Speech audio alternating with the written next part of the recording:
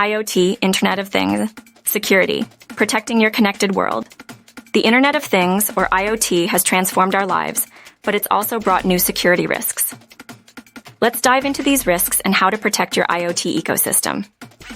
IoT is a vast network of connected devices, from smart thermostats to wearable fitness trackers. These devices collect and exchange data, often without human intervention. IoT devices can be vulnerable to exploitation due to limited security features. They collect sensitive data that, if not secured, can be intercepted or stolen. Compromised IoT devices can even be used for cyber attacks. To safeguard your IoT ecosystem, change default passwords on devices to strong, unique ones.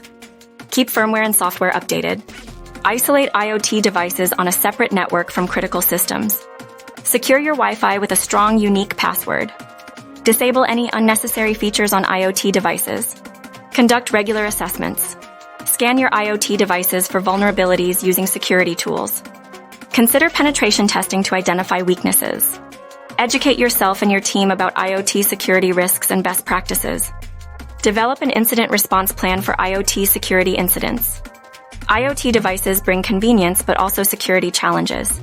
By following these tips and staying vigilant, you can protect your connected world from IoT-related threats.